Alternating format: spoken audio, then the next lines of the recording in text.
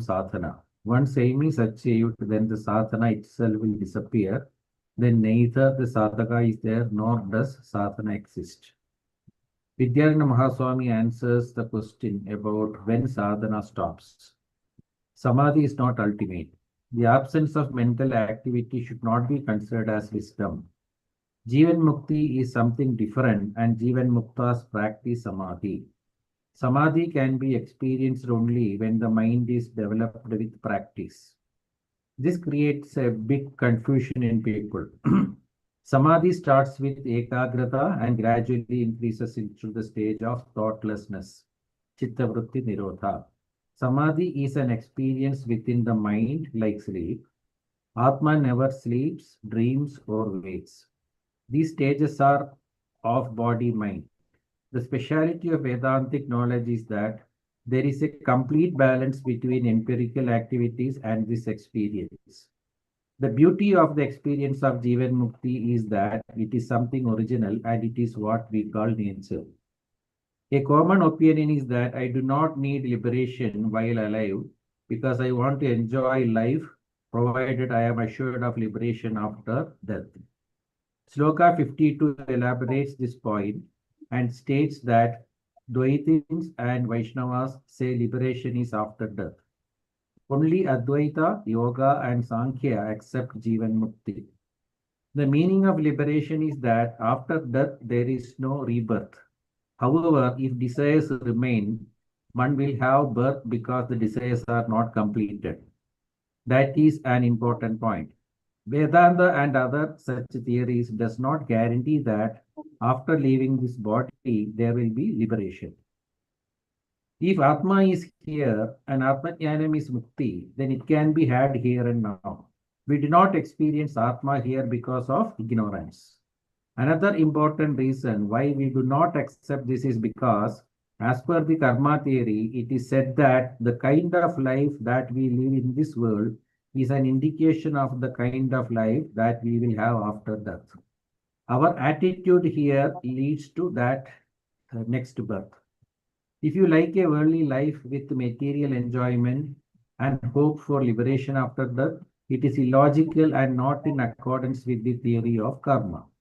One must experience Jivanmukti now. Worldly life plus little japa does not ensure liberation.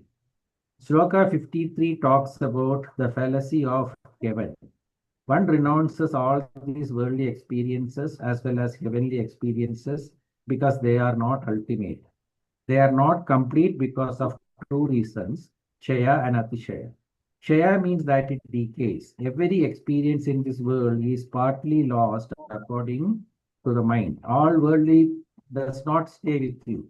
Atishaya implies that it can be alternated. There is a gradation of adaptive evolution or changes. There is a comparison of happiness always. So this gradation and alteration always disturbs you by that comparison. Therefore, it is Atishaya. The mind which works here is the same mind that goes to Swarga. Because according to the Shastra, the Sukshma Sharira goes to heaven. The gross body, the mind, prana, decays here. So one should practice sadhana and experience Atma here by giving up desires that disturb. The desires that disturb you and the ones that help you were discussed in Sloka 52 and 49. All desires related to the material world definitely that will disturb you. Something that after knowing the truth, Brahman, Atma, you can enjoy life however you want. They feel that they are beyond body, mind, intellect, and that nothing touches them. This is false. Such a person transgresses all laws of karma, karma shastras, scriptures, and morals.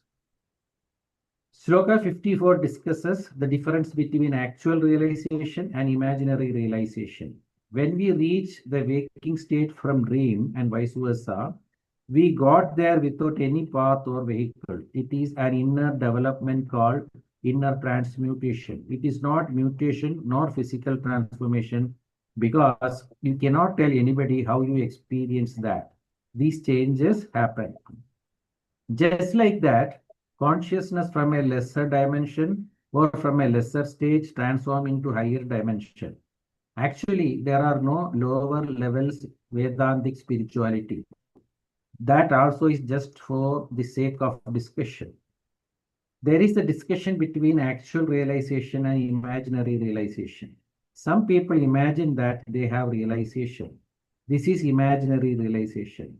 Such people talk well, they have clarity of that imagination, and we could think that they are realized.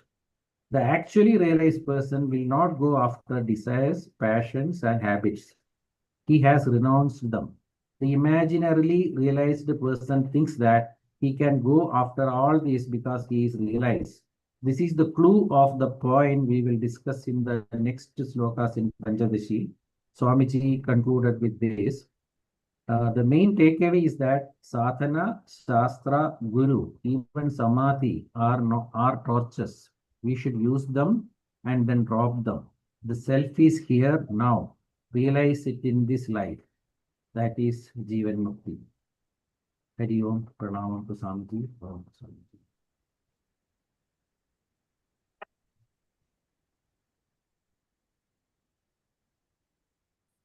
Smriti Purana Layam Karuna Namami Bhagavat Padam Shankaram Loka Shankaram Shankaram Shankaracharyam Keshavam Badarayanam Sutra Bhashya Kritau Vande Bhagavantau Punah Punah Ishvaro Gururatmeti Murti Bheda Vibhagine Vyomavadvyaptave Dehaya Dakshina Namaha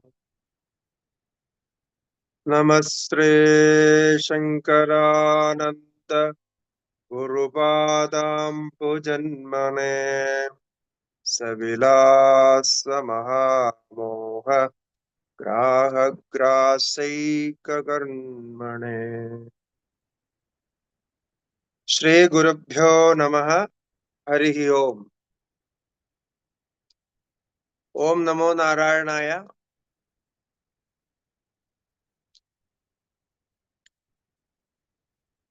Continuation of the same discussion. Once the Atma is realized, that person enjoys Jivanmukti, the self-realized state of life. That's called Jivanmukti. But the point was raised after Jivanmukti, after having known the reality, the truth, how that person going to lead his life. Here, we discussed about the imagined realization, imaginary realization, and the actual realization. Why we brought this point? To clarify the next sloka. Even in 54th sloka it is said, Yatheṣṭācaraṇam te syat karma Śāstrātilaṅghanaḥ. People, after having this sort of knowledge, they go after passions, they live however way they want. They may not follow Shastras, and sometimes they may not consider the normal moral rules. because they think they have realized the Atma which is beyond all these worldly material things. So there is a big problem. It's a big trap. Why? Because, as you know, mind has a capacity of imagination. So the all mind is programmed with our better imaginations. If if we want a better life, first we imagine our life, how we want, what life we want. Accordingly, our mind works, intellect works, and we get energy and all other materials, supports, whatsoever we want. So this is a power of imagination. Similarly, here also, after studying a long time Vedantic study, the mind takes those ideas, and when it is now completely formed after maybe many years of listening to Vedantas and other Shastras as well, the mind takes a form. Time no is takes all those ideas and makes a form and starts to think that I got it, I understood the point, I got the point. Now I realized these things. So this is what I meant by imagine the realization, the imaginary realization. Or so those people will be self-willed, or Yatheṣṭācaraṇam, because though they don't want to follow the laws of the karma and laws of the scriptures, Śāstrātilaṅghanaḥ, because their realization is not real. Therefore, they will not obey even their gurus. So it happens. Now, in this context, our renowned Acharya, Pujyapada Suresvaracharya, one of the direct disciple of Shankaracharya Bhagavan. So you know Suresvaracharya, who was Mantana Mishra in his Purvashramam in previous life. And after a big debate with Bhagavad-pada Shankaracharya, he became the Shishya of Bhagavad-pada Shankaracharya, and he became Suresvaracharya in the name of Suresvaracharya. So he wrote his first work to show his guru what he understood from his teachings, his guru's teaching, and what is his own ideas, his own concept of Vedanta and practice.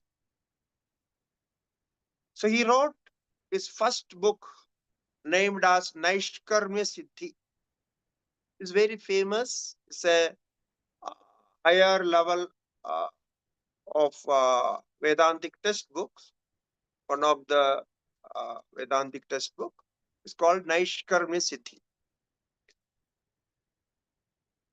There he says this. So here Vidyaranya Mahaswamiji is quoting from Naishkarmya Siddhi of Suresvaracharya in the same context, because the discussion is same there as we are discussing here. Now, after realization, if that person is self-willed, whatever he wants, he will do. He will not obey Shastra. He will not obey the rule and regulations of the society or and all other things, then what would happen to him? If it can happen like that or not. So he says in sloka number 55, Buddhadvaita swatatvasya yatheṣṭācaraṇam yate shunam tattvadrisham chaiva ko bhedo shuchi bhakshane. Buddhadvaita swatatvasya yatheṣṭācaraṇam yate shunam tattvadrisham chaiva ko bhedo shuchi bhakshane. You see, Suresvaracharya is very strongly saying this. If the person who realized, who think that he is realized, and he does all whatever he wants, however he wants, then Suresvaracharya is comparing him with that dog who eats all unclean, dirty things. Now you say it is very strong, but you nobody can say like that. If you say like a sadhaka or whoever, things like that. But in Naishkarmya Siddhi, as far as the Naishkarmya Siddhi statesmen are concerned, they are very strong. So the name of the book itself, you can see that Naishkarmya Siddhi. It means there is no karma, nothing. So Naishkarmya, that the achievement of actionlessness. Naishkarmya means actionlessness. So that is his style there in Naishkarmya Siddhi. Suresvaracharya wrote Vartika on Vedantic Upanishads, Vartika on Taittiriya Upanishad, and Manasollasa on Dakshinamurti Stotra. So like that, he has some other works. Kashi Maranat Mukti. He has another text called Kashi Maranat Mukti. And like that he wrote. But Naishkarmya Siddhi's is a unique work that where he no, says everything in related to karma and Vedanta and the experience of all this very strongly, very directly. So Buddha Advaita Swatattvasya Yatheṣṭācaraṇam yati. He says, if that person who has experienced the Satattva, the Brahma, the ultimate reality, the Buddha Advaita Swatattvasya. So the non-dual Brahman who has experienced that, if he is doing Yatheṣṭācaraṇam, if he live with all those unwanted things, then we can compare him with Shunam Tattvadrisham Chaiva Ko Bhedo Asuchi Bhakshane. Then the dog which has no control over its eating unclean, dirty things.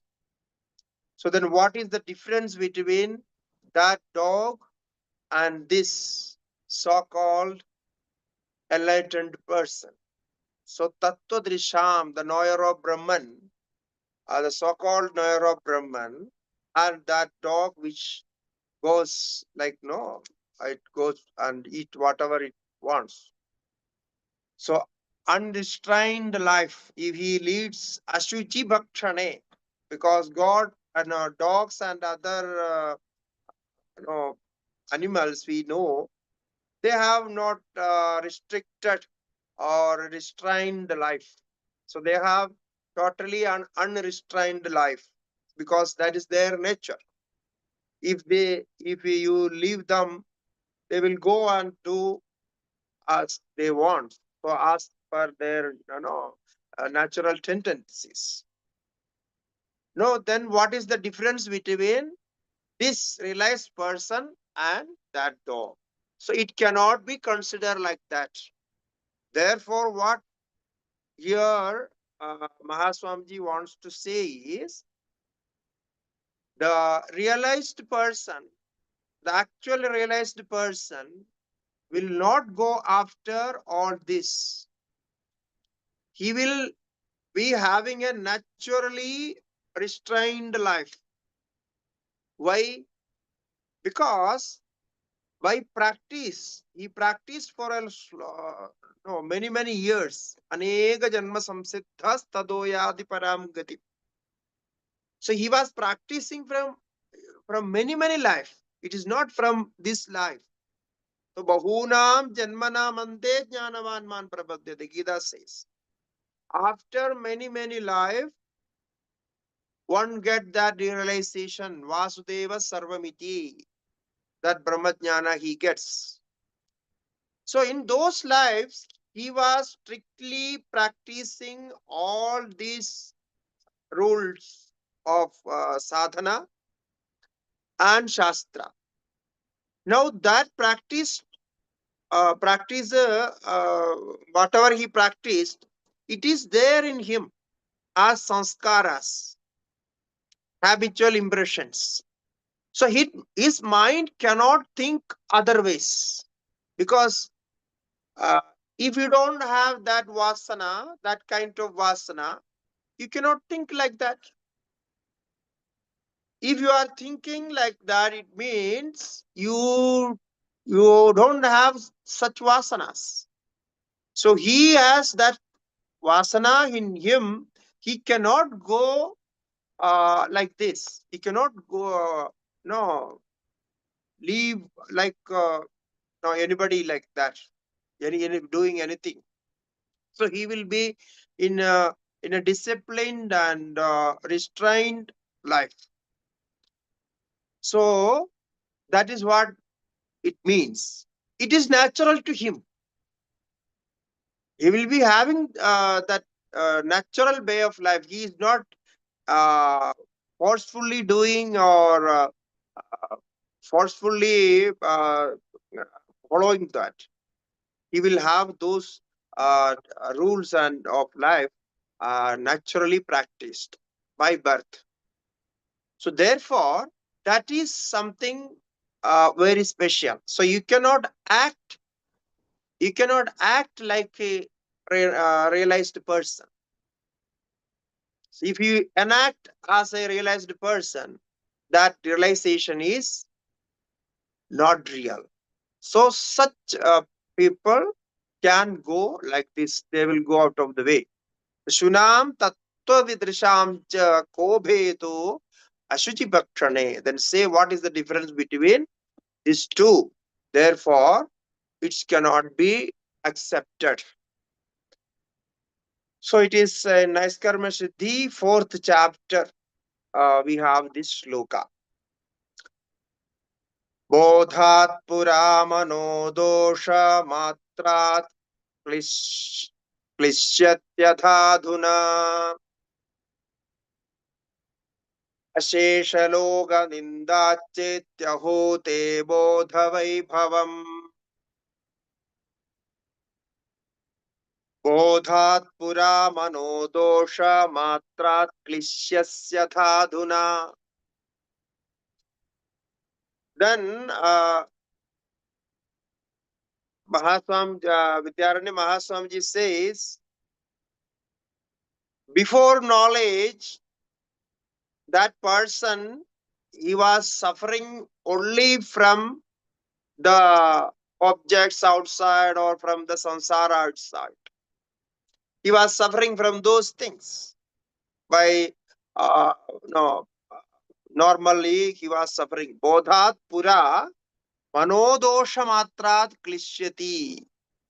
So by mental imperfections, so whatever was there in the mind, because of that, like uh, ignorance and the confusions and doubts, those were the reason why he was suffering. So bodhat pura manodosha matrad klishyati. He was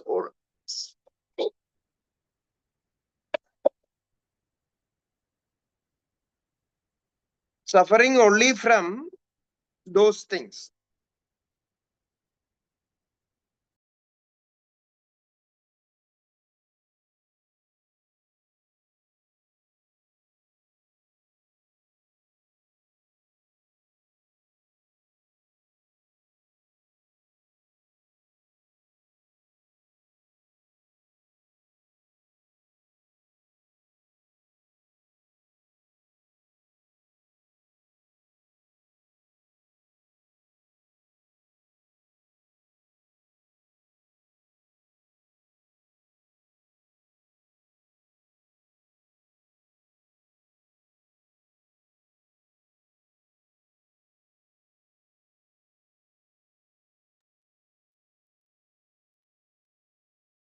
So manodosha matrat klishyati athadhuna. But now he is suffering from other thing. Asesha loga nindacha. Now, after if he does all this, then what would happen? People will also abuse him, disrespect him. So he will also suffer from that. So previously, only from mental imperfections and all those pains were there. But now he will be disrespected by the people around. So ashesha loga ninda chaiti ahote bodha vaibhavam. So he says, how glorious is your knowledge now, because you are suffering more. Previously, before knowledge, there was less suffering. Now, after enlightenment, you are suffering more because people are denying you, disrespecting you because of your actions. So, therefore, I just no, when we see an enlightened person, there is a evolution in him. It's like bahunam janmanam ante jnanavan man prapadyate. When Gita says you get enlightenment, emancipation after many life. It means you practiced in many life. Bahunam janmanam. It means the gradual evolution. Not We don't say revolution. There is a difference between revolution and evolution. Here it is evolution, but not revolution. So that evolution takes place in a natural way, according to the first and second and third step of sadhana. So from his animal nature, he become a human being, a better human being. So now this is the first step. No, when we think about an enlightened person, we know that he has uh, Brahmajnana, that knowledge, and he experienced it. He is one with that. In the next last part of this chapter, we will discuss that. It's already there. The slokas are there. So he will be changing uh, his transformation from animal nature to a human being. So the better human being. And from there, unselfish human being. So this is from there, a better human beings means that person will have all natural tendencies of a human being, but he will be accepting others, respecting others, and living with others happily. So that is uh, why we call it call him as a better human being. Now, from there, his spiritual journey starts. So, first thing is one should be a better human being, accepting others, loving others, respecting others, and following all moral and social duties and no whatever should be followed. So we call him as a better human being. Naturally, we call him. So from there, he gets the chance to learn some spirituality, know about some Vedanta or some Gita or something, something. So slowly he will start developing a selfish, unselfish mentality. He will try to share with others his earnings and things. He will be thinking emotionally about others. So more emotional, empathic to others. So that is the second level of unselfish development. So where we call him as a spiritual practitioner, something like that. So from there, unselfish level, he will be a complete spiritual practitioner. Thus, unselfish practice means he does dhanam, he share with others and things like that. Little no, we can say whatever we see in society, little better uh, thinking and behavioral actions like that. So he will have all those. From there, he will become a real spiritual practitioner. So whatever he does, wherever he lives, so he will try to practice spirituality or try to learn Shastras. He will be more inclined towards Shastras and learning of Shastras. So that become a sadhaka. Like most of you are like this. You are doing all this. So it means you are trying to live that life, that spiritual sadhana. Then from there, the evolution will be he become a saintly man, saintly person. So he will develop sainthood in him. From there, the next step is realized person. Now you see, from animal nature to a better human being, and from there to unselfish person who is thinking about his family and society, nation, like that.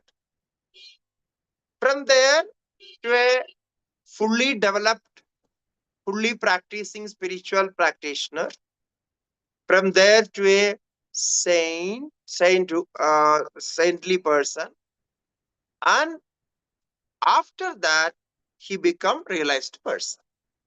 Now in these stages, animal nature to a better human being, there itself all unwanted things are left. Now that will not follow him. If those are following him, he cannot be a good person. He cannot be a unselfish person. He cannot be a fully spiritual practitioner. He cannot do that. So it's a long way, the gradual evolution that we can see in this development. So therefore, what is said here in sloka number 56 is, if he does those things again, all the natural, no, animal activities again, then definitely people will disrespect him and no, abuse him or whatever, beat him or whatever. So because it cannot go together. So therefore, he says here, Vidvarahadi tulyatvam makankshis-tattva vidbhavan. Vidvarahadi tulyatvam makankshi-tattva vidbhavan. Sarvadhi dosha santyakat lokai pujyasvat devavat.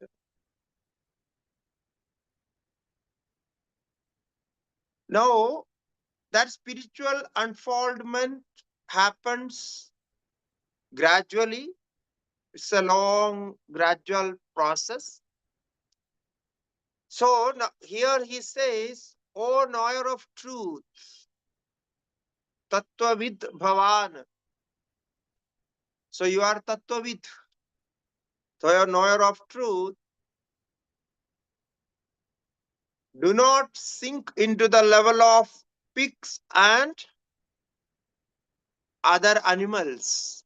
So Vidvarahadi Tulyatvam Makangshihi. So you don't think like that. So Tattvavid Bhavan, because you are a realized person.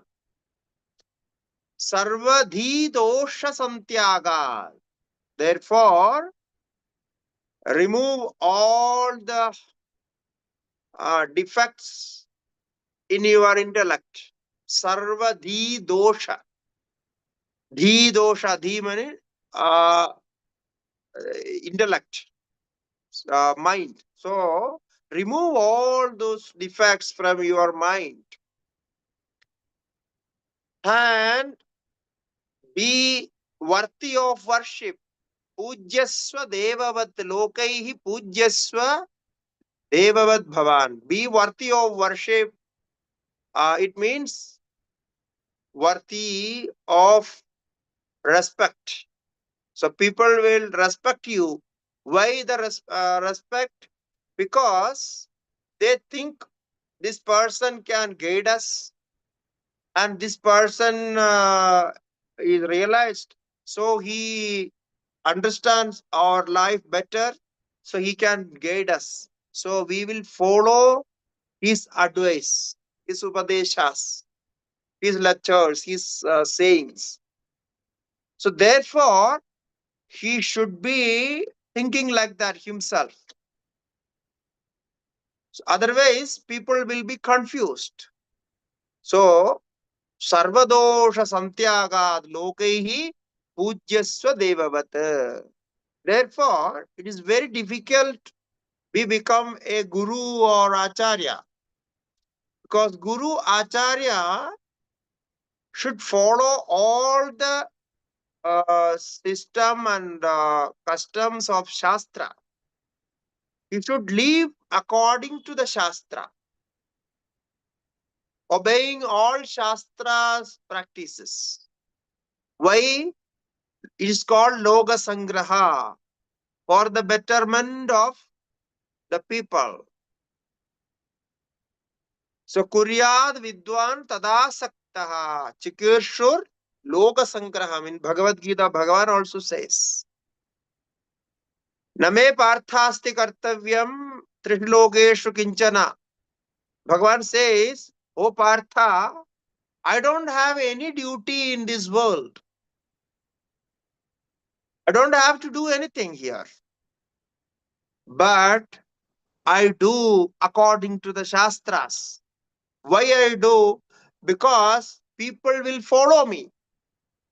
If I do something wrong, then people will also follow that.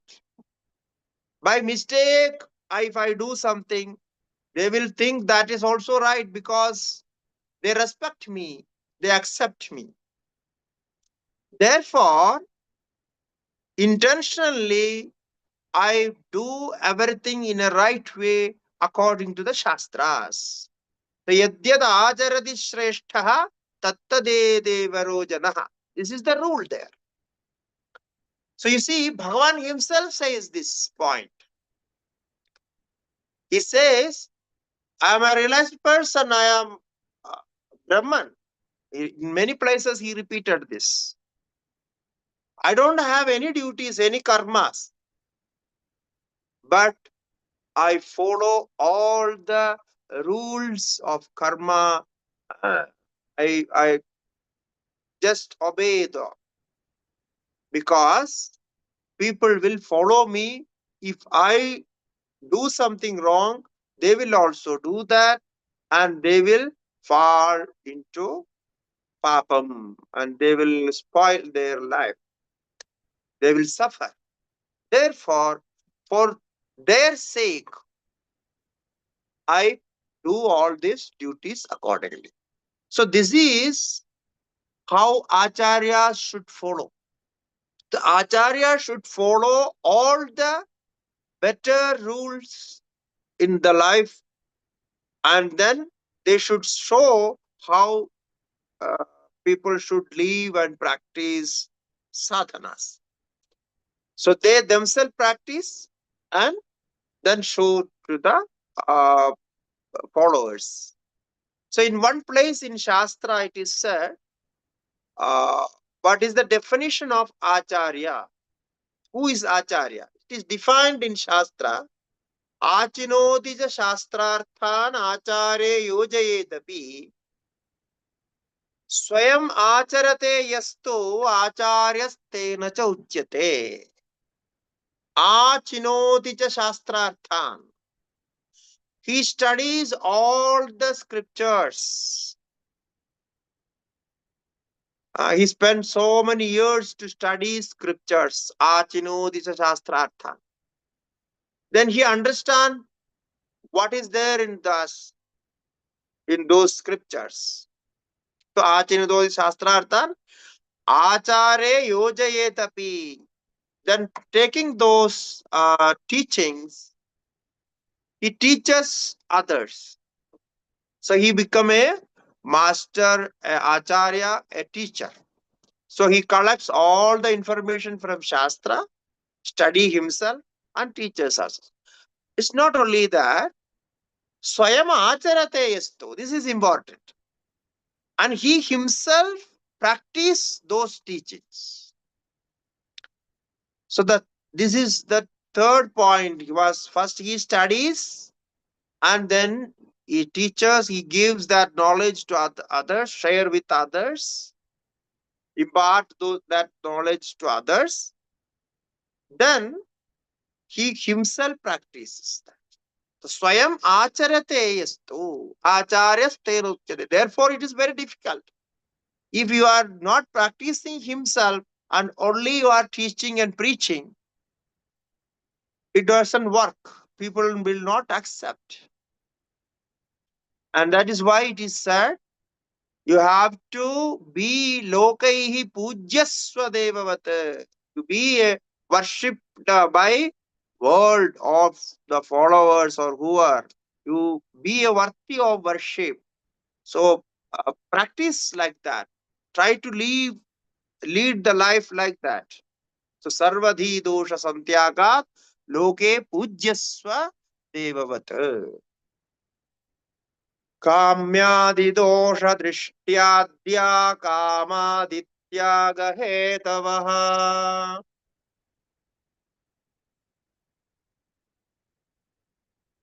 प्रसिद्धो मोक्षशास्त्रेषु तान् अन्विष्य सुखी भव. So after this is just blessing. He is giving Vidyaranya Mahaswamiji giving his blessings. He says, Annushya Sukhi Bhava. You be happy. How? Kamyadi dosha drishtyaadyaha kamadi tyaga hedavaha.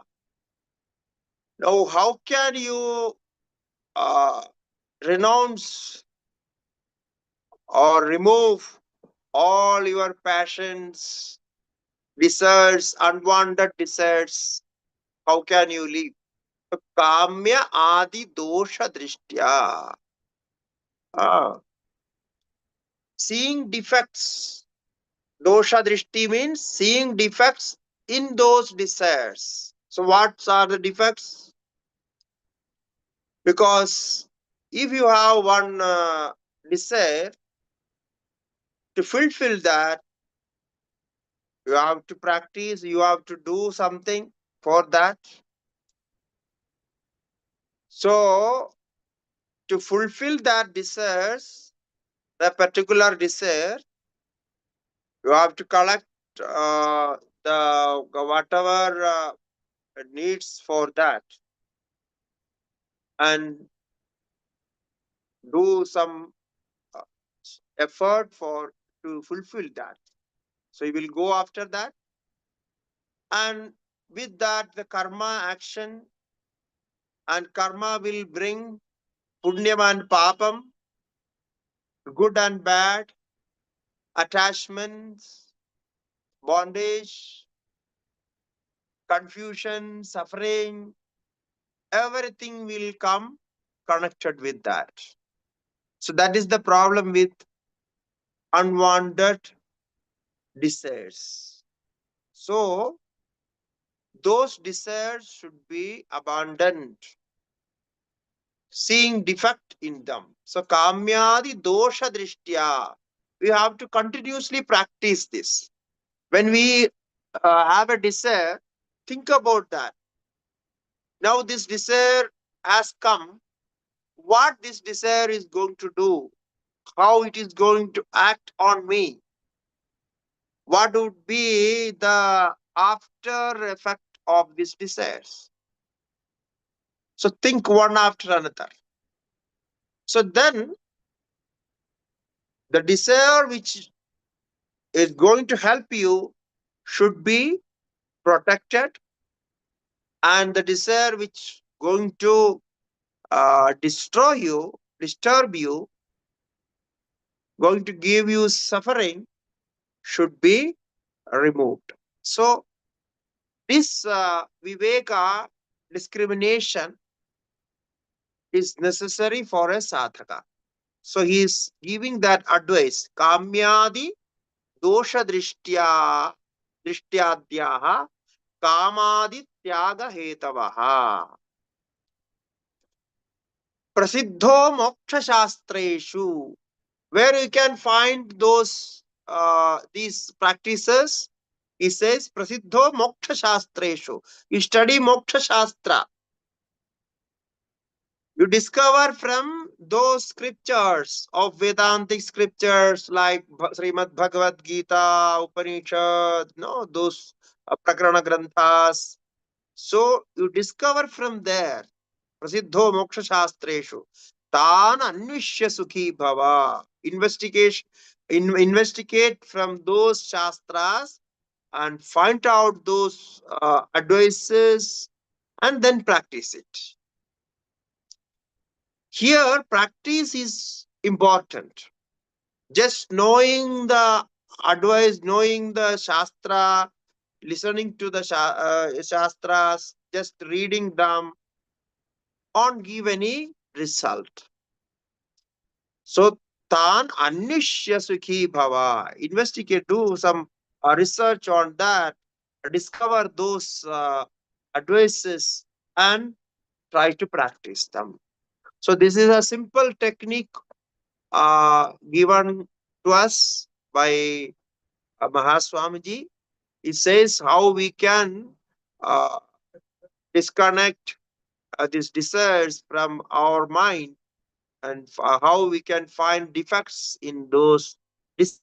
and practice them. So this is Swamiji not hearing anything.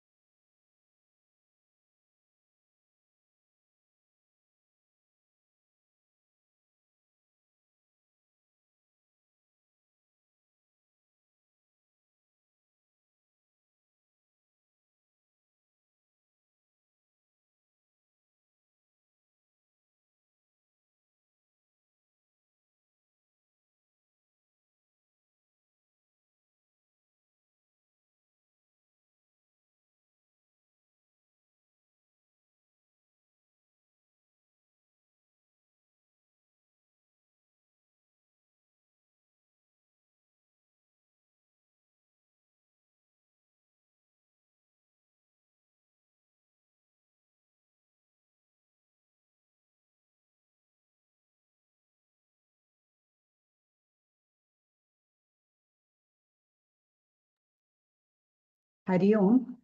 Swamiji's network is not working. So we will conclude with Om Purnamada Purnamidam. Om Purnamada Purnamidam Purnat Purnamudachyate Purnasya Purnamadaya Purnamevavashishyate. Om Shanti Shanti Shanti. Harihi Om. Shri Gurubhyo Namaha. Harihi Om. So we will start from the 59th mantra in the next class.